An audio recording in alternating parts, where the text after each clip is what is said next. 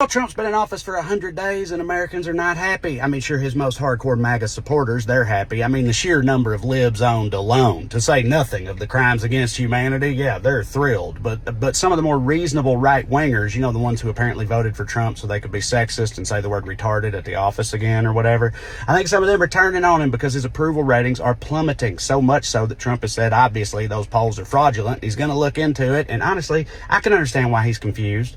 He's like, wait, why do people disapprove? Well, they say you're doing a bunch of bad and dumb stuff. Okay, but that's what I told him I was going to do. That's literally all I've ever done my entire life. And I got to say, I think that's a pretty good point. But either way, I'm just glad people are turning. One thing that I find both mildly encouraging and pants poop terrifying about this is that people seem to be turning on Trump for his actions, yet some of the worst consequences of those actions ain't even happened yet.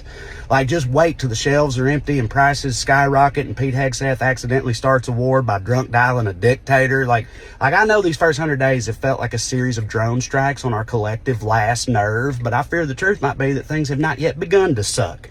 Right? And when the true suckiness does arrive, the only real upside is that maybe it will wake up enough people in this country to make a difference. I mean, if, you know, you could argue that as good as Trump is at things like rambling incoherently and sending out all caps toilet tweets, the thing he truly excels at is bringing people together. No, seriously. I mean, yes, he has grievously divided this country, but outside of our borders all around the globe, people from all walks of life and disparate philosophies are coming together, joining hands and declaring with one voice, this dude is the fucking worst, y'all.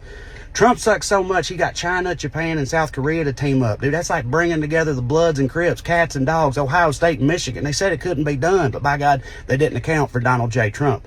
Trump sucks so much that elections in other countries will swing 30 whole points in the opposite direction to avoid being even adjacent to his brand of stank, right? Shout out Canada. Like, you can't overstate the degree to which he is unifying the democracies of the world in opposition to him. And yes, as an American, that makes me feel kind of like the surly little boy from the congrats happy for you meme. You know, like, I'd prefer my own country not have this whole dipshit Eye of Sauron thing going on, but hey, glad we could help. And when's the last time the Western world came together to push back against a manic loudmouth ideologue and things got out of hand anyway, you know? Actually, don't answer that. Like, maybe this time he'll piss off enough people in this country for it to matter before it's too late, you know? And I'm sure the Democrats have a plan for that, you know? It's not like they've been comically disorganized or unimpressive lately or nothing. Either way, we're going to find out, right, together. And hey, we made it through this first 100 days. And if you're thinking about doing the math on how many days that means we have left, maybe just don't. Just don't do that. Maybe just go for a walk or something instead. Hang in there. Love y'all.